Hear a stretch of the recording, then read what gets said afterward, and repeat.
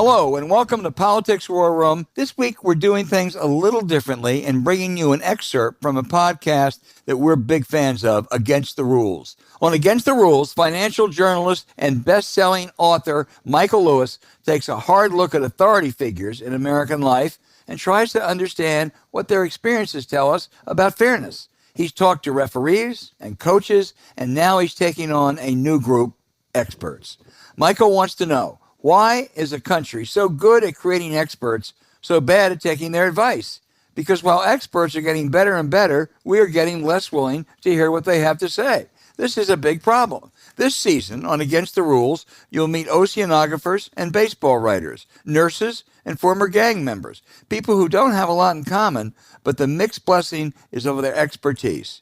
In this clip, Michael speaks with Todd Park, an entrepreneur and the former chief technology officer of the United States. His whole career has been based on the idea that in any big company, the person who actually knows what you need to know to solve a problem is buried deep in the organization, 6 levels down. Todd first discovered this phenomenon by accident when he was starting his first company. It was supposed to be a childbirth clinic. But then Todd met someone who inspired him to do something entirely different. Okay, here's the preview. I hope you enjoy it. You can hear the full episode and more from Against the Rules wherever you get your podcast. Todd and his fellow company founders needed an expert, someone who had mastered all the rules created by America's health insurance companies, someone who knew how to get those companies to pay a bill. Bob Gatewood kept seeing artifacts of this expertise. Every one of these billing offices we walked into, every single screen monitor was covered in sticky notes, like the whole margin of the monitor. And so we would always point at the sticky notes and ask the person, what's that? And she would say, and most often a she would say, oh, that reminds me that if a midwife does the delivery, I have to put a CZ modifier on the code. Like, oh. Or, here, this one reminds me that Aetna only reimburses for a GYN visit every 18 months, not 12 months. So I got to remember not to schedule an Aetna patient too soon. And there were thousands and thousands and thousands of these things. Medical billing had become so complicated that hospitals were now employing a medical biller for each and every doctor. Todd and Bob noticed the successful medical billers were all of a type. Gladys, they called her. Super type A, won't let anything past her, likes to hold people accountable for their mistakes. Right. And is just kind of pissed all the time, like angry that they're not getting paid what they should. So at that moment, given what you've just learned about just how critical Gladys is and how important, like, the business succeeds or fails on whether Gladys is on vacation or Gladys is good, does it strike you how odd it is that Gladys isn't valued?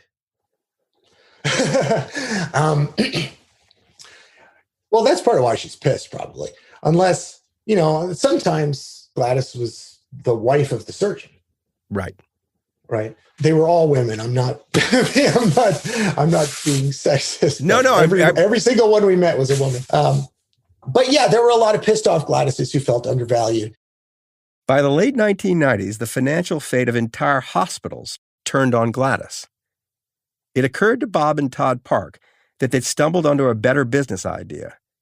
Find the best Gladys in the world, if she actually existed. If I had found you when you were, 12 years old, and asked you what you were going to be when you grew up, what might you have said? I was going to be an accountant. This is Sue Henderson, medical biller. Seriously? It's very, very, very, very exciting. and the reason was math was just so simple for me. Everything about it was so incredibly logical. And it just seemed a great path for me. You killed your dreams early. I was very practical, and I'm a very, very organized individual. I probably leaning a little bit on the OCD side. And so in accounting, there isn't any gray. So if you're doing the books and it's a penny off, it's wrong. Someplace you have to figure out where that penny is. And you can't just take it and tape it into the books and then close them. Sue Henderson discovered medical billing almost by accident back in the 1980s. Accounting had captured her imagination. Medical billing she found even more thrilling, which was in and of itself kind of amazing. You know, medical billers generally are housed in basements, I'm not exaggerating, of hospitals or practices without a window, and they're not appreciated. And it's kind of fascinating because if you didn't have medical billers, you can render all the services you want. And if you're never going to get paid, you're going to go out of business. They're definitely unappreciated across the board. How do you explain that, given what you just said, that you're going to go out of business if your medical biller is no good? Because I don't think that, I shouldn't say I don't think, I know. Doctors are not financial people. They care about patients. That's what they care about. The doctors Sue works for don't really get what she does or how she does it. They just leave her alone to play what is about to become a very high-stakes game. So when you first get into medical billing isn't anything like as complicated as it's going to become. Correct. A lot of medical billers were overwhelmed by the complexity, but Sue kind of liked it. She sat in the basement of a hospital in northern Massachusetts, but she was ready to fly. When would have been the first time where you walked into a job and you increased the receipts because you were billing better? Well, that definitely would have been Holy Family Hospital in Methuen. And when would that have been? That would be in the middle of my career. 1980s, 1990s? Yeah, in the 80s. Yep. In the 80s. Yeah.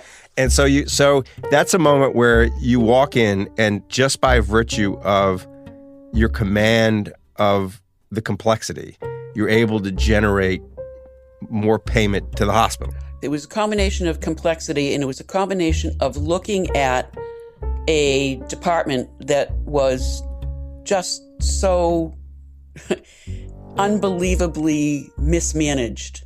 They had $250,000 in unapplied payments from the Medicaid system sitting. What does that mean?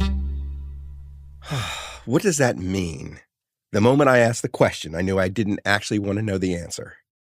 Well, okay, so what happens is Medicaid is sending you all of these payments, and you don't have a claim to which they can be applied.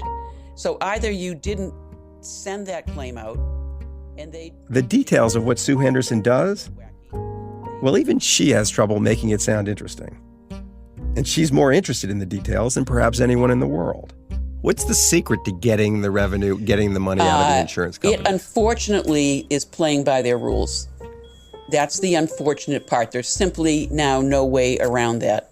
And so if they're saying you need a modifier 55, you need a modifier 55, period, end of sentence. There's no way around it. And it's just playing by their rules. What's a modifier 55? I don't actually care about a modifier 55. The modifier 55 would be a second, I won't describe it exactly, but it would be a second procedure code that is appropriate with the initial procedure code. So there are hundreds of versions of this problem with medical billing where there's some nitty detail that if you leave it off, you just don't get paid. There are thousands of them. And over time, they were basically in your head. There were a lot of them in my head. Have you run across any medical billers who felt like you're equal? Oh, that's a very, I can't answer that question because I'm quite sure there are. I'm quite sure there are. Are there other people as equally knowledgeable? Absolutely. I don't know. You just haven't met them. I haven't met them. That was a preview of Against the Rules with Michael Lewis from Pushkin Industries. You can hear more from Against the Rules wherever you get your podcast.